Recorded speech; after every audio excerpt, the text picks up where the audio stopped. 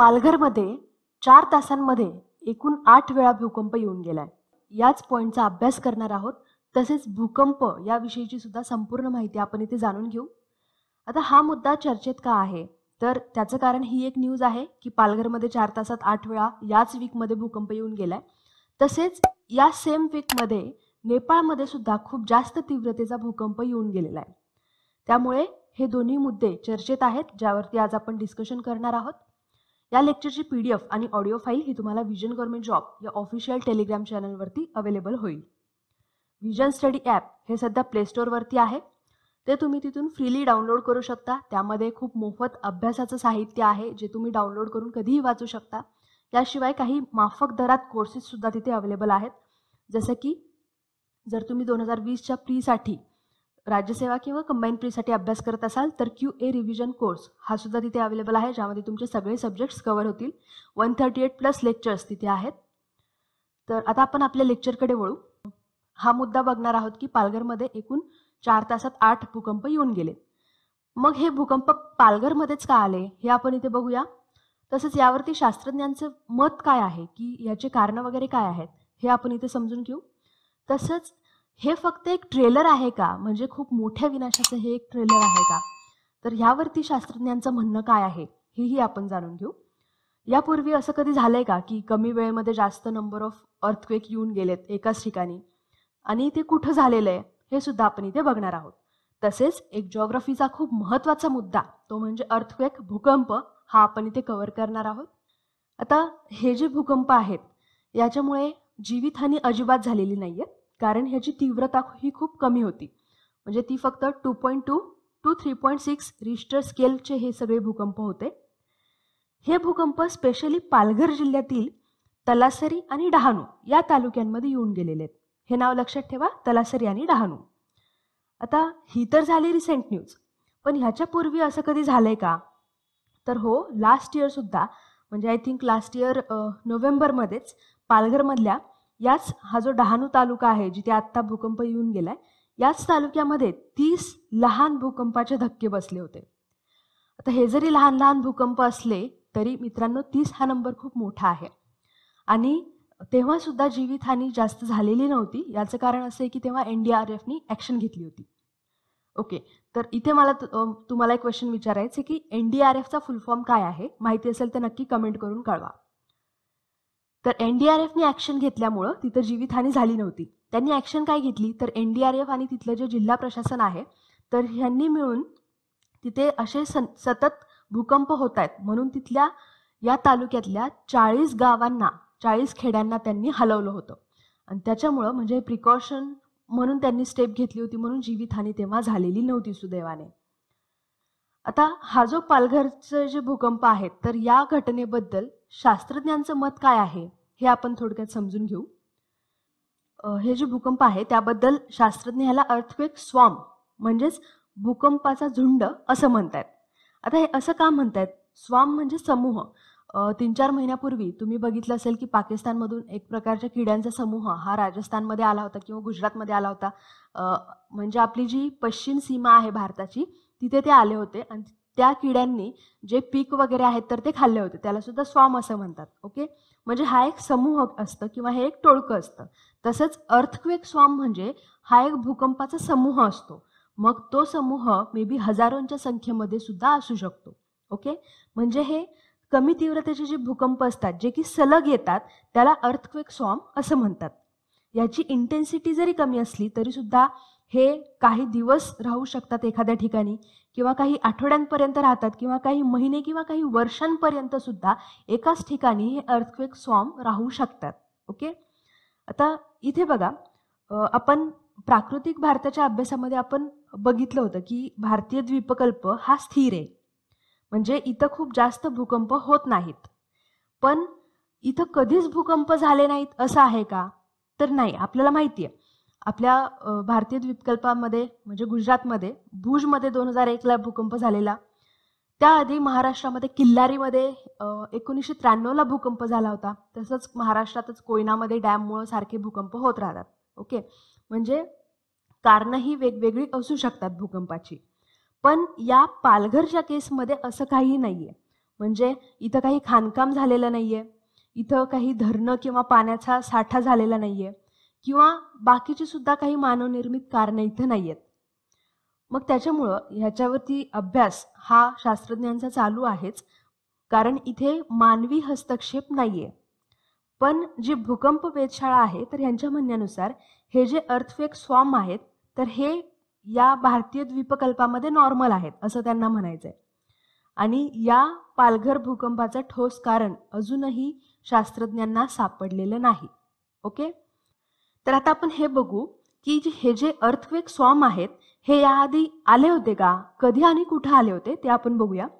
तर हे याआधी सुद्धा आले होते, पण ते भारतात नाही तर इंडोनेशियाची जी बेटं आहेत त्याच्यापैकी लॅम्बॉक नावाचं एक बेट आहे, त्याच्यावरती 2018 मध्ये हे आले होते आणि ते जवळपास तिथं 3 आठवड्यांपर्यंत होते आणि एवढ्या जास्त पिरियडसाठी होते. त्याच्यामुळे ऑब्व्हियस आहे की तिथं जीवितहानी सुद्धा खूप जास्त झाली होती. 500 पेक्षा जास्त लोक तिथे मरण पावले होते या अर्थक्वेक स्वॉर्म्समुळं.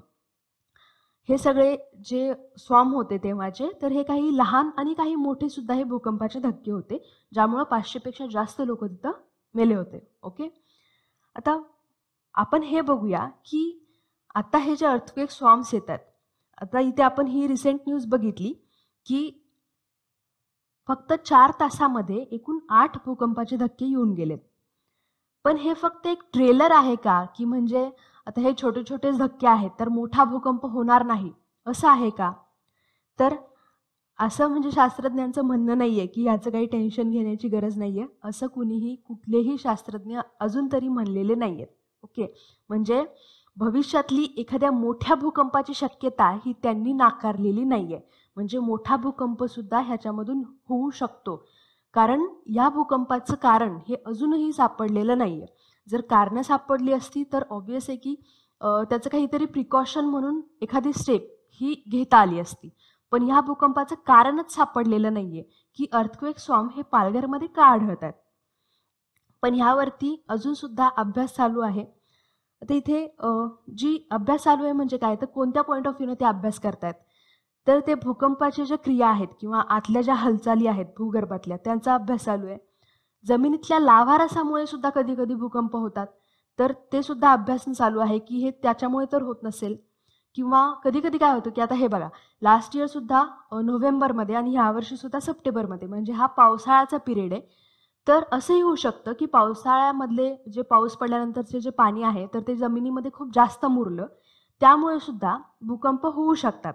मग हे जे भूकंप आहेत हे जमिनीत मुरलेल्या पाण्यामुळे तर झाले नाहीत ना, तर याच्यावरती सुद्धा अभ्यास चालू आहे. म्हणजे ही काही संभाव्य कारणं आहेत ज्यावरती अजूनही अभ्यास सुरू आहे, पण अजून सुद्धा एकही ठोस कारण हे शास्त्रज्ञांना या भूकंपाचं सापडलेलं नाहीये. आता ह्या ज्या सगळ्या भूकंपाच्या घटना आहेत आणि आपण जिओग्राफीचा अभ्यास करताना जे 7 खंडांची निर्मिती आहे किंवा भारताची निर्मिती कशी झाली हे आपण पॉईंट अभ्यासला होता. याच वर्षी जुलैमध्ये एकाच दिवशी जम्मू काश्मीर आणि पालघर या दोन्ही ठिकाणी भूकंप झाला होता. लक्षात घ्या, पहिल्यांदा पालघरमध्ये भूकंप झाला आणि त्याच्या 4 ते 5 तासानंतर लगेच जम्मू काश्मीरमध्ये भूकंप झाला. आपण या अल्फ्रेड वेगनरच्या थेरीचा अभ्यास केला होता. आता इथे जर तुमचा अभ्यास चांगला असेल तर तुम्ही सुद्धा मत मांडू शकता. तुम्हाला काय वाटते की हा भूकंप कशामुळे झाला असेल हे तुम्ही कमेंट करून सांगायचंय. ओके, तर त्या थेरीचा आणि या भूकंपांचा काही संबंध आहे का हे सुद्धा तुम्ही सांगू शकता. त्या थेरीमध्ये काय सांगितलं होतं की सुरुवातीला फक्त एकच महाखंड होता ज्याचं नाव होतं पॅन्जिया. नंतर काय झालं तर त्याचे नंतर 2 भाग झाले टेथिस या समुद्रामुळे. एकाचं नाव होतं पॅन्जिया आणि दुसऱ्याचं नाव होतं गोंडवाना. तर ह्याची निर्मिती वगैरे कशी झाली हे आपण बघितले. नंतर काय झालं होतं तर जे गोंडवानाचा जो भूभाग होता तर तो सरकत सरकत इकडे वरच्या भागाला, म्हणजेच जो फर्स्ट जो पार्ट होता नॉर्थ पॅन्जियाचा तर त्याला येऊन तो मिळाला आणि अशा पद्धतीने आपला भारत बनला. हे आपण नंतर बघितलं की भारतीय द्वीपकल्प हा नंतर वरती सरकत सरकत गेला, हिमालयाची निर्मिती वगैरे कशी झाली.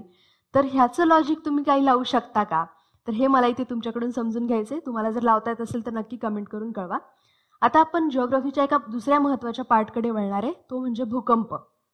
आतापर्यंत आपण करंट अफेअर्सचा भाग इथे कव्हर केलाय. आता आपण भूकंप म्हणजे काय तर हे साध्या भाषेत समजून घेण्याचा प्रयत्न करू. तर आपण हे जॉग्राफिकल पॉईंट ऑफ व्ह्यूनं बघतोय.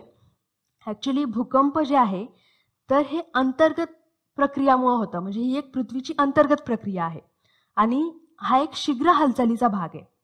म्हणजे पृथ्वीच्या आतल्या भागामध्ये कधी कधी काय होतं की अचानक मोठ्या प्रमाणामध्ये ऊर्जेचं उत्सर्जन होतं आणि या हालचालींची जी गती आहे ती खूप जास्त असते आणि ह्याच्यामुळे काय होतं की या हालचाली खूप विनाशकारी बनतात आणि या हालचाली उभ्या म्हणजेच पृथ्वीची जी डायमीटर आहे तर त्याच्या डायरेक्शननी ह्या होत असतात किंवा त्रिज्येच्या डायरेक्शननी होत असतात आणि म्हणूनच भूकंप आणि ज्वालामुखी तर अशा प्रकारच्या क्रिया ह्या होत असतात. आता स्पेसिफिकली भूकंप का होतो तर जमिनीच्या खाली म्हणजे भूपृष्ठाच्या खाली ज्या काही हालचाली होतात त्याच्यामुळं भूकवचावर खूप मोठा ताण निर्माण होतो आणि ताण हा एका विशिष्ट लेवलच्या पलीकडे गेल्यानंतर तिथल्या ऊर्जेचं उत्सर्जन होतं आणि या ऊर्जा लहरींमुळेच जी पृथ्वीचा सरफेस आहे तर तो हादरतो, त्यालाच आपण भूकंप असं म्हणतो. ओके, म्हणजे भूपृष्ठाच्या खाली होणाऱ्या हालचालींमुळे काय होतं, भूकवचावर ताण पडतो आणि खूप जास्त ताण पडल्यानंतर काय होईल, ऑब्वियस आहे की ती जमीन ब्रेक होईल, त्यालाच आपण काय म्हणतो, भूकंप होणं म्हणतो. तर भूपट्टांची जी हालचाल आहे ती होणं किंवा ते सरकणं, भूपट्टांचे एकमेकांवर आदळणं किंवा एकमेकांच्या खाली जाणं किंवा ज्वालामुखीचे उद्रेक होणं, भूपृष्ठाच्या खडकामध्ये विभंग निर्माण होणं, तर अशी भरपूर काही कारणं आहेत की ज्यामुळे भूकंप हे होत असतात. आता भूकंपाचं मोजमाप आणि एकक थोडक्यात आपण बघूया. भूकंपाची जी तीव्रता आहे, जी इंटेन्सिटी आहे, तर ती रिश्टर या एककामध्ये मोजतात. ओके, या एककात भूकंप मापन या यंत्राद्वारे ती मोजतात. म्हणजेच रिश्टर ही एक स्केल आहे. मी तुम्हाला मागाशी सांगितलं होतं की 2.2 to 3.6 रिश्टर स्केलचा भूकंप, तुम्ही हे युनिट नेहमी ऐकलं असेल. ओके, तर यानंतर दोन महत्त्वाचे पॉईंट आहेत, यावरती प्रश्न बऱ्याचदा येऊन गेलाय, नाभी आणि अपिकेंद्र म्हणजेच फोकस आणि इपिसेंटर. बऱ्याच जणांना या दोन पॉईंटमध्ये कन्फ्युजन होतं. तर भूकंप होताना भूपृष्ठाच्या खाली ज्या ठिकाणी ऊर्जा मोकळी होते त्या ठिकाणाला म्हणतात भूकंपाची नाभी म्हणजेच फोकस. ओके, ऊर्जा जिथं मोकळी होते ती असती नाभी म्हणजेच फोकस आणि भूकंप नाभीकडून सगळ्या दिशेने वेगवेगळ्या लहरींच्या रूपात ऊर्जेचं उत्सर्जन पृष्ठभागाकडे होतं आणि भूकंप नाभीपासून भूपृष्ठावरील सर्वात जो जवळच्या भागामध्ये भूकंपाचं हे इपिसेंटर असतं. ओके, इपिसेंटर आणि नाभी यातला फरक तुम्हाला आता समजला असेल. तर हे दोन पॉईंट इथे महत्त्वाचे आहेत. भूकंप लहरींचे एकूण 3 प्रकार पडतात, प्राथमिक लहरी, दुय्यम लहरी आणि भूपृष्ठ लहरी. यापैकी भूपृष्ठ लहरी या सगळ्यात जास्त विनाशकारी असतात. ठीक आहे, तर अशा पद्धतीने आपण आजची ही न्यूज आणि भूकंप हा एक महत्त्वाचा मुद्दा इथे कव्हर केला. NDRFचा फुल फॉर्म आणि भूकंपाचं कारण काय असू शकतं हे 2 पॉईंट तुम्ही कमेंट करून कळवायचे आहेत. हे तुम्हाला आजच्यासाठी होमवर्क आहेत. तर या लेक्चरमध्ये मी इथेच थांबते. पुन्हा भेटूयात. तोपर्यंत जय हिंद, जय महाराष्ट्र. धन्यवाद.